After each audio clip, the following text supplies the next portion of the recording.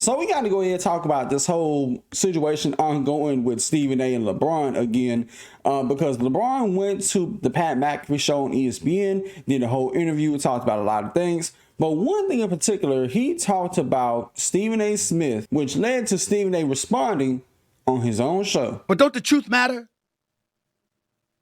Because there's one person in this ordeal that's telling the truth, and it's me. I don't lie to y'all. His ass lies a lot. And there's a lot of shady stuff that he does. And one of the things is his passive aggressiveness and the two-facedness and smile in your face and dig you behind the back. I happen to know that about him, which is why I don't like him. And he don't like me. But it doesn't stop me from being fair and calling it like I see it. We ain't exchanging Christmas gifts. We ain't having Thanksgiving dinner together. What you bring your son up in there for?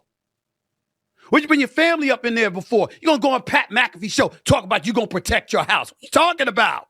Your son ain't at the house. He's at crypto.com arena. We ain't covering him in Brentwood. We covering him in downtown LA at the crypto.com arena. Where you put him. That man put his hands on me, I would have immediately swung on him. Immediately. Oh my God. Now that last clip is honestly the most talked about clip of both of them. It got over 20 million views all over Twitter. So everybody and their mama that's seen that little soundbite of him saying he would have swung on him if LeBron had slapped him. Which he was responding to people saying that, oh, LeBron should slap the heck out of Stephen A. if he sees him. Which realistically, that would have never happened. LeBron would have never put his hands on Stephen A. Stephen A. would have never put his hands on him. Simply because if LeBron had did that, he would have got fined and suspended for a while. And if Stephen A. had did that, he would have either got suspended or fired from ESPN. You could bet your bottom dollar on that. Because the both of y'all don't gain nothing from doing it. Y'all don't gain nothing from putting your hands on each other.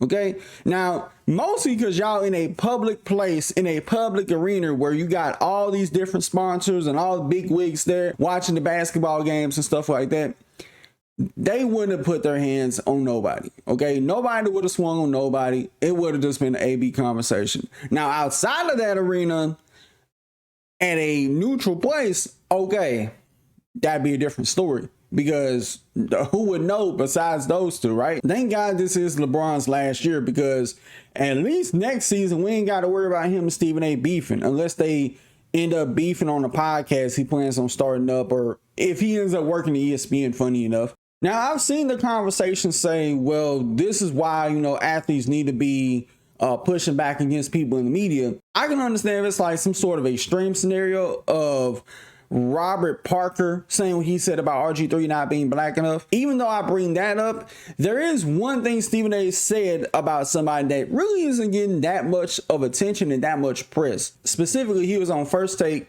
talking about the Juju Watkins ACL injury, of him saying to a UConn player, you should feel happy that Juju got hurt. Which honestly, I think is a crazy thing to say coming off injury. And it's been noted in the past that Stephen A. will have some sly or slick remarks when it comes to somebody getting injured. Now, granted, I fought with Stephen A. Smith, but dog, that was nasty work what you did. And I know some people may sit there and say, oh, that was a joke. You don't joke about somebody tearing their ACL. But with that being said, y'all let me know what you think about this in the comments below. Till next time, I'll see y'all in the next video. Peace.